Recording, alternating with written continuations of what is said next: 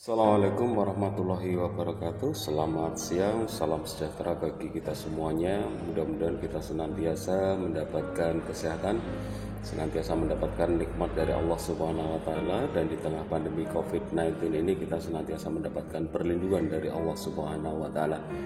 Sebelum pelajaran ini kita mulai, saya berpesan kepada anak-anakku semuanya untuk senantiasa jaga diri, jaga kondisi, jaga kesehatan, dan senantiasa tetap di rumah dan lakukan protokol kesehatan. Baik, pada kesempatan ini akan kita lanjutkan pertemuan pembelajaran daring kita, pertemuan yang kedua atau bagian yang kedua, yang materi pokoknya adalah pola bilangan, materi kelas 8 SMP semester 1 tahun pelajaran 2020-2021. Kita mulai pola bilangan, pola barisan konfigurasi objek. Nah, kemudian yang pertama, pola konfigurasi objek. Yang pertama adalah pengertian pola barisan bilangan. Nah, perhatikan anak-anak, perhatikan di sini ada satu bentuk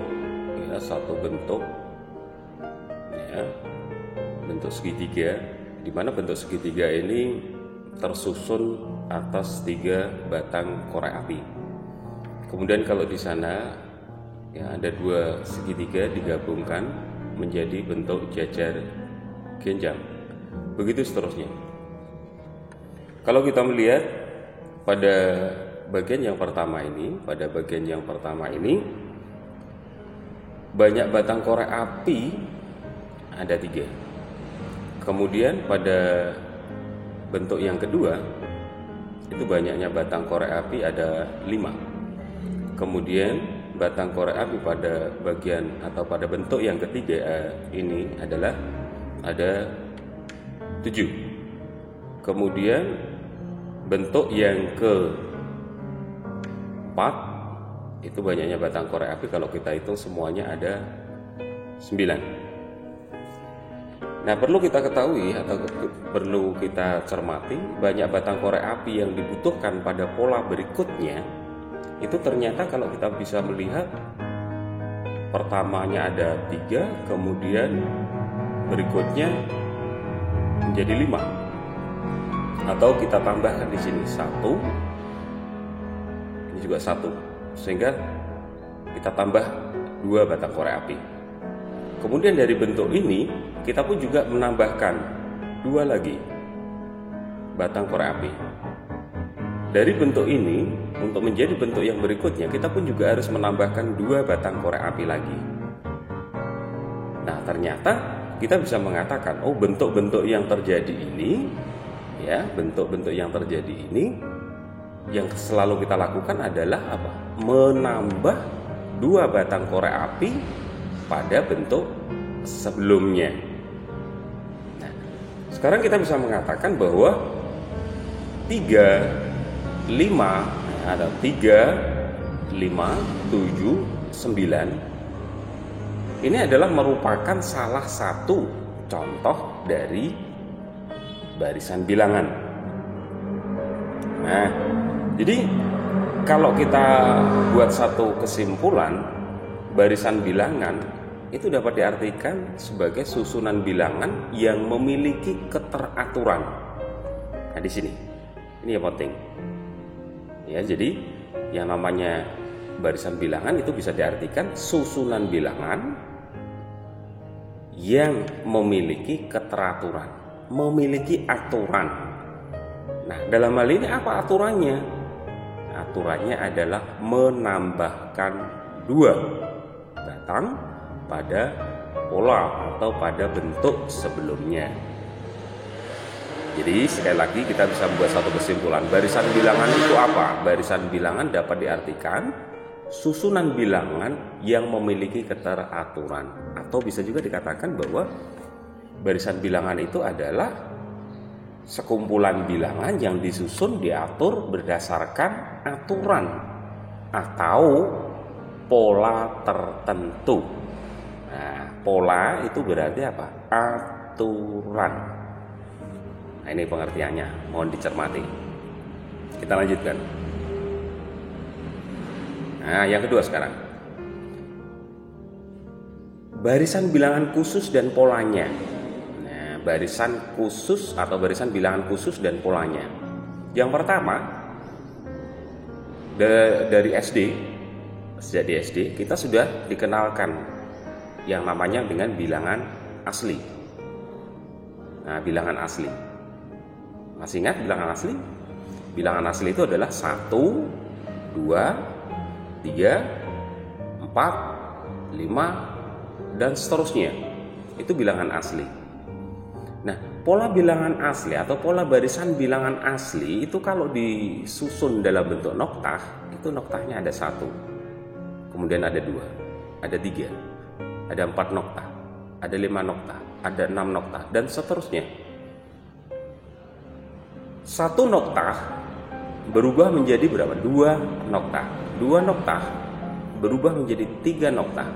Atau kalau diwujudkan dalam bentuk bilangan, 1 berubah menjadi 2, 2 berubah menjadi 3, 3 berubah menjadi 4, 4 berubah menjadi 5, 5 berubah menjadi 6, dan seterusnya. Oh, ternyata kita bisa membuat satu kesimpulan. Apa aturannya? Apa aturannya? Untuk menjadi 2, kita harus menambahkan 1 pada bilangan sebelumnya, yaitu 1. Sehingga akan kita dapatkan 1 ditambah 1, ketemu 2. Kemudian 3, untuk mendapatkan 3 kita harus bagaimana tadi? Harus menambahkan 1 pada bilangan sebelumnya, yaitu 2. Sehingga akan kita dapatkan 2 ditambah 1 sama dengan 3. Untuk mendapatkan 4, bagaimana caranya?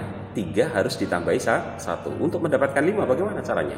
4 harus ditambahi 1. Begitu seterusnya. Nah, jadi kita bisa mengatakan bahwa pola atau aturan yang ada pada barisan bilangan asli itu tidak lain adalah apa? Untuk mendapatkan bilangan berikutnya, kita harus menambah 1 pada bilangan sebelumnya. Nah, ini tolong dicermati. Yang kedua adalah barisan bilangan ganjil atau pola yang terdapat pada barisan bilangan ganjil.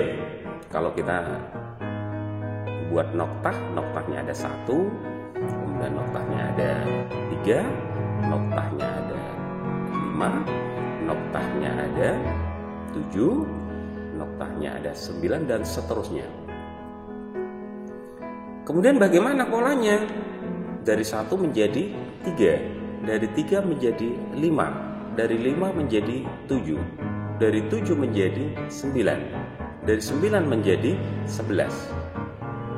Oh, ternyata 3 ini didapatkan dengan cara menambahkan 2 pada bilangan sebelumnya, atau 1 harus ditambahi 2. Untuk mendapatkan 5 bagaimana? Nah, 3 harus ditambahi berapa? 2. Untuk mendapatkan 7 bagaimana? 5 harus ditambahi 2. Untuk mendapatkan 9 bagaimana? 7 harus ditambahi 2. Begitu seterusnya. Nah, sehingga pada bilangan ganjil 1, 3, 5, 7, 9, 11, 13 itu kita akan mendapatkan pola. Ya, pola barisan bilangannya adalah menambah 2 pada bilangan sebelumnya, atau untuk mendapatkan bilangan berikutnya kita harus menambah 2 pada bilangan sebelumnya. Kita lanjutkan. Yang ketiga adalah pola bilangan genap. Pola bilangan genap. Bilangan genap kalau diwujudkan dalam bentuk noktah, ada 2, ada 4, ada 6, ada 8, ada 10, ada 12, dan seterusnya. Bagaimana polanya? Dari 2 menjadi 4, dari 4 menjadi 6, dari 6 menjadi 8, dari 8 menjadi 10, dari 10 menjadi 12. Oh, ternyata untuk mendapatkan 4 kita harus menambahkan berapa? 2 pada bilangan sebelumnya. Untuk mendapatkan 6 kita harus menambahkan 4 dengan 2. Untuk mendapatkan 8 kita harus menambahkan 2 pada 6. Untuk mendapatkan 10 kita harus menambahkan 2 dari 8. Untuk mendapatkan 12 kita harus menambahkan 2 pada bilangan sebelumnya, yaitu 10. Sehingga kita bisa mengatakan bahwa pola pada barisan bilangan genap adalah menambah 2 pada bilangan sebelumnya. Atau untuk mendapatkan suatu bilangan pada barisan bilangan genap, kita harus melakukan penambahan 2 pada bilangan sebelumnya. Nah, kemudian yang berikutnya, barisan bilangan segitiga. Nah, barisan bilangan segitiga. Kenapa kok bisa dikatakan barisan bilangan segitiga? Karena kalau bilangan-bilangan itu diwujudkan dalam bentuk noktah, maka noktah-noktahnya itu bisa disusun dibentuk menjadi sebuah segitiga. Itu barisan bilangan segitiga. Siapa saja? Nah, pertama ada 1 noktah. Kemudian ada 3 noktah. Ada 6 noktah. Kemudian ada berapa? 10 noktah. Kemudian ada berapa? 15 noktah. Bagaimana polanya ini? Nah, dari 1 menjadi 1 ditambah 2. Kemudian dari 3 menjadi 6. 1 ditambah 2 harus ditambah 3. Kemudian menjadi 10. 1 ditambah 2 ditambah 3 harus ditambah 4. Nah, kalau kita cermati, ya, kalau kita cermati dan kalau kita melihat dari bilangan sebelumnya, kita bisa mengatakan 1 menjadi 3 itu ditambah 2. 3 menjadi 6 ditambah 3. 6 menjadi 10 ditambah 4. 10 menjadi 15 itu ditambah 5. Kalau kita perhatikan, penambahnya selalu tetap atau tidak? Tidak. Penambahnya selalu berubah. Pertama tadi penambahnya adalah 2. Kemudian setelah 2 berapa? 3. Setelah 3 berapa? 4. Oke. Setelah 4 berapa tadi? 5. Oke. Oh, ternyata pola yang terdapat pada barisan bilangan segitiga itu tidak lain adalah untuk mendapatkan bilangan berikutnya, kita harus menambahkan bilangan. Nah, apa tadi anak-anak? Ada 2, kemudian 3, 4, 5, itu termasuk bilangan apa? Bilangan asli yang berurutan mulai dari 2. Saya ulang. Apa pola yang terdapat pada barisan bilangan segitiga? Polanya adalah untuk mendapatkan bilangan berikutnya, kita harus menambahkan bilangan asli yang berurutan mulai dari 2. Nah, tolong dicermati ini. Yang berikutnya, barisan bilangan persegi panjang. Nah, pengertiannya mestinya kalian juga sudah paham. Kenapa kok bisa dikatakan sebagai pola barisan persegi panjang? Nah, bisa saya katakan karena kalau bilangan-bilangan yang ada pada barisan bilangan itu dinyatakan dalam bentuk noktah, maka noktah-noktahnya itu bisa digunakan untuk menyusun sebuah persegi panjang. Nah, ada berapa yang paling kecil, paling sedikit? Ada 2 noktah. Kemudian yang berikutnya ada berapa ini? Ada 6. Oke, ada 12. Kemudian ada berapa? 20. Dan seterusnya. Nah, kalian nanti bisa meneluskan ini. Setelah 20 itu berapa? Dan seterusnya. Nah, ini 2. Apa polanya?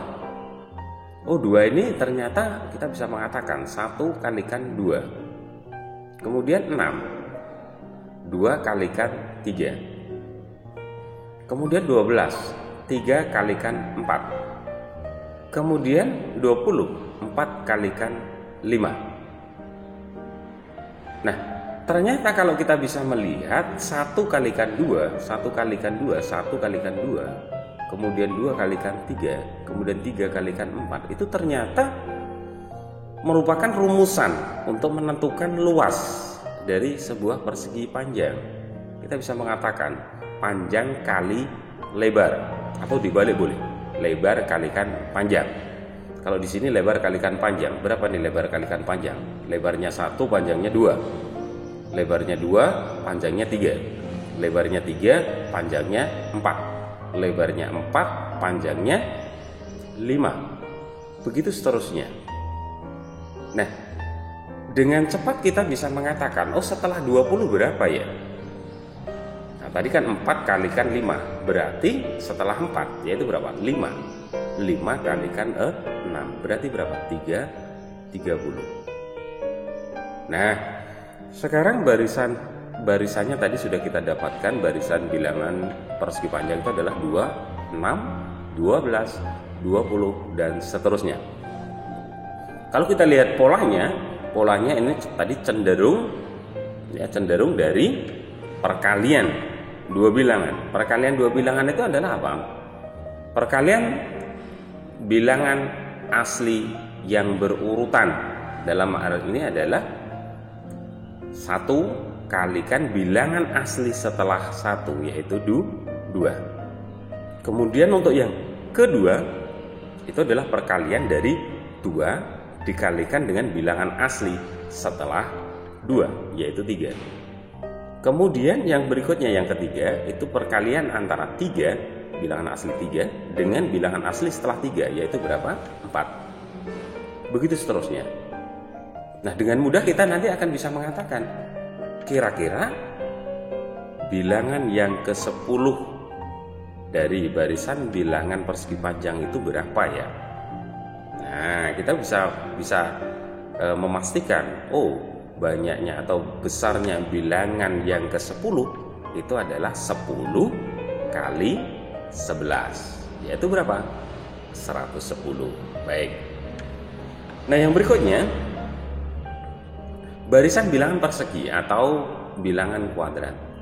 Pola barisan bilangan persegi, ya, itu kalau kita lihat, kalau kita buat noktah, persegi itu bisa dibuat dari 1 noktah, kemudian 4 noktah, kemudian 9 noktah, kemudian 16 noktah, kemudian ada 25 noktah. Masih lagi, kalau dikatakan atau disuruh mengatakan barisan bilangan persegi itu apa? Barisan bilangan persegi adalah suatu barisan bilangan yang apabila bilangan-bilangan itu dinyatakan dalam noktah, maka bilangan-bilangan itu akan, atau noktah-noktah itu akan membentuk suatu bentuk persegi. Nah, terkait dengan pola yang ada, kalau tadi di persegi panjang itu erat kaitannya dengan luas, berarti untuk persegi pun itu juga kita kaitkan dengan luas dari persegi. Masih ingat, luas dari persegi, bangun datar persegi itu luasnya adalah sisi kali sisi. Nah, bilangan yang pertama berapa? 1 itu didapatkan dari berapa? 1 kali 1 atau 1 pangkat 2. Kemudian yang kedua 4 itu didapatkan dari mana? Sisi kali sisi, 2 kali 2. Nah, 2 pangkat 2, 4. Dan yang ketiga sisi kali sisi, 3 kali 3, 3 pangkat 2, 9. Kemudian yang keempat, 4 kali 4, 4 pangkat 2, 16. Kemudian yang kelima, 5 kali 5, 5 pangkat 2, 25, dan seterusnya. Dengan mudah kita bisa mengatakan berapa bilangan persegi pada urutan yang ke-10. Gampang sekali. Sisinya 10, berarti sisi kali sisi, 10 kali 10. Hasilnya adalah 100. Cukup mudah. Nah, ini beberapa barisan bilangan yang perlu kalian ingat selalu. Kita lanjutkan.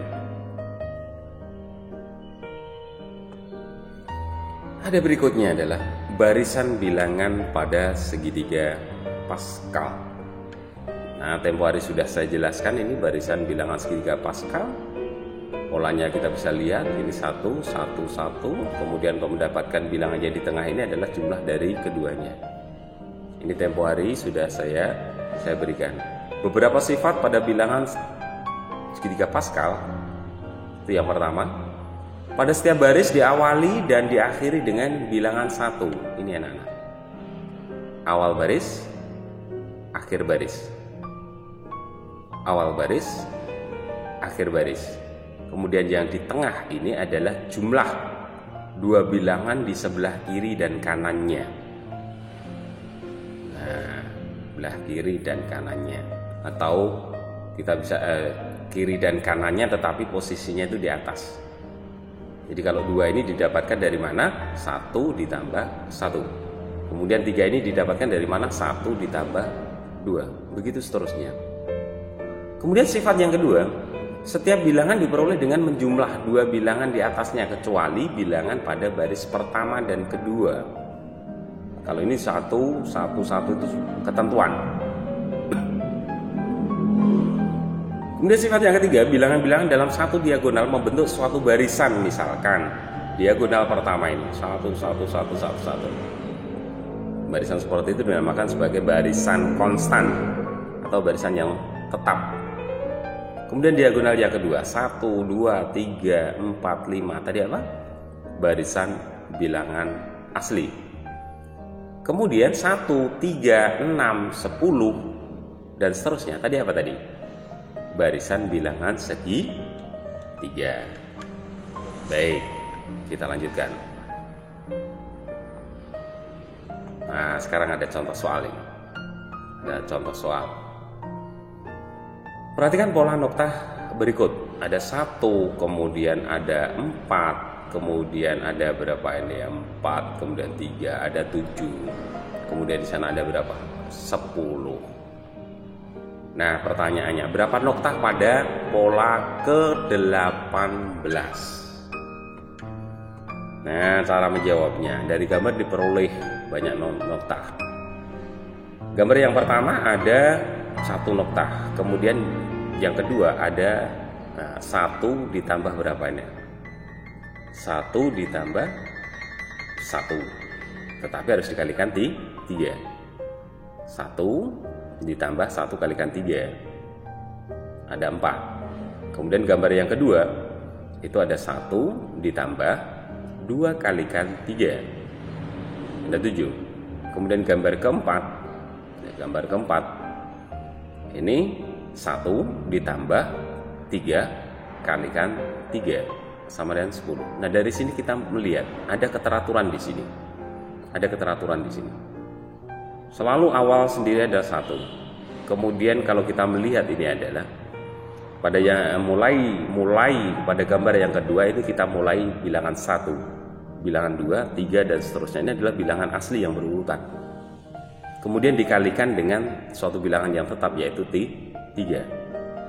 Nah, kita bisa mengambil satu bentuk pola yang selalu tetap di sini. Kalau misalkan ini 5, gambar yang kelima setelah gambar yang keempat, ini kita bisa mengatakan sama dengan berapa? 1 ditambah 4 kalikan 3. Berarti berapa anak-anak? 4 kalikan 3 12, 12 ditambah 1 ada 13. Ya. Nah, kemudian kalau ada pertanyaan, berapa bilangan yang ke-18? Nah, ini tadi 1 ditambah bilangan di bawahnya 18 yaitu 17 kalikan 3. Sama dengan 1 ditambah 51 sama dengan 52. Sehingga kesimpulannya atau jawabannya, banyaknya noktah pada pola yang ke-18 adalah berapa tadi? Oke, 51. Baik anak-anak, ini tadi